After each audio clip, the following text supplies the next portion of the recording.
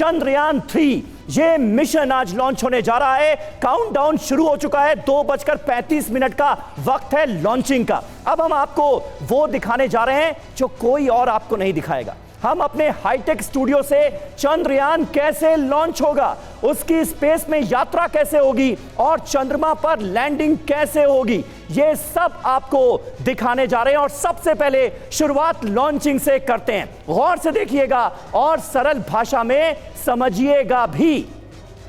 ये देखिए TV9 भारतवर्ष के स्टूडियो में हूबहू वैसे ही लॉन्चिंग हम आपके लिए कर रहे हैं ताकि एक एक डिटेल आपको समझ में आ जाए। ऊंचाई इसकी देखिए 43.5 मीटर, चौड़ाई 4 मीटर, वजन 643 टन।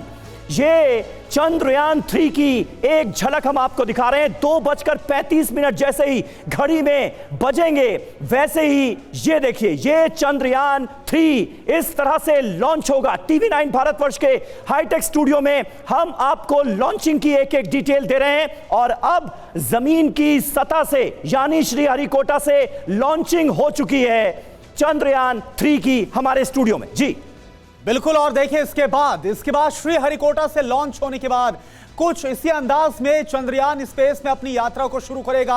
हम वो आपको दिखाते हैं कि कैसे जो आगे चंद्रयान, ये देखिए कुछ यही अंदाज होगा और इसके बाद अपनी यात्रा में आगे बढ़ेगा। इस दौरान क्या क्या होगा आप ये जानिए। L-110 और C-25 रॉकेट अलग हो जाएंगे। देखिए बिल्कुल कुछ इसी तरह से अलग होंगे। रॉकेट से पेलोड अलग हो जाएगा। ये देखिए पूरा ग्राफिक्स एनिमेशन हम आपको दिखा रहे हैं। पेलोड रॉकेट का आगे वाला हिस्सा होता है, ये देखिए ये अलग हुआ। पेलोड के अंदर चंद्रयान 3 मौजूद होगा। यही है वो जो कि अपने मिशन पर आगे बढ़ेगा। चंद्रयान 3 असल रूप में दिखेगा। चंद्रयान 3 के सैटेलाइट पैनल्स इसके बाद खुलेंगे जैसा कि इस वक्त आपको ग्राफिक्स एनिमेशन नजर आ रहा। और फिर इसी अंदाज में चंद्रयान 3 पृथ्वी की चक्कर लगाएगा, जो कक्षा है उसका चक्कर लगाएगा। चंद्रयान 3 धरती की कक्षा से फिर बाहर निकलेगा। बिल्कुल। और उसके बाद क्या होगा जब पृथ्वी की कक्षा में चक्कर लगाने के बाद चांद पर ये जो स्पेसक्राफ्ट है रोवर के साथ इसकी लैंडिंग। अब आपको दिखाते हैं अंतरिक्ष से चंद्रयान की लैंडिंग मून पर कैसी होगी, जिसके बाद भारत दक्षिणी ध्रुव पर यानी साउथ पोल पर लैंड करने वाला पहला देश बन जाएगा। 45 से 50 दिन में चंद्रयान 3 चांद के पास पहुंचेगा। चांद की सतह पर लैंडिंग होगी। मौसम पर निर्भर करेगी। सतह से 100 किलोमीटर ऊपर चक्कर लगाएगा चंद्रयान 3 और दिन में चांद की सतह पर उतरेगा। ये भी जानकारी मिली है।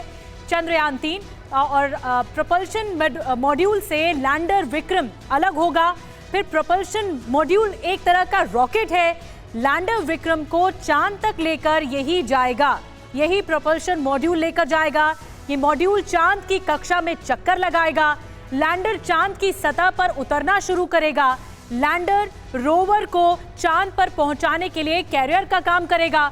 लैंडिंग के बाद लैंडर विक्रम से रोवर प्रज्ञान बाहर आएगा और फिर रोवर प्रज्ञान चांद पर रिसर्च करेगा, जानकारी इकट्ठा करेगा। ये स्टडी 14 दिनों तक चलेगी। चांद पर रिसर्च करेगा ये पूरा रोवर प्रज्ञान। तो इसका कैसे प्रोसेस है ये हमने चंद्रयान 3 का बताया।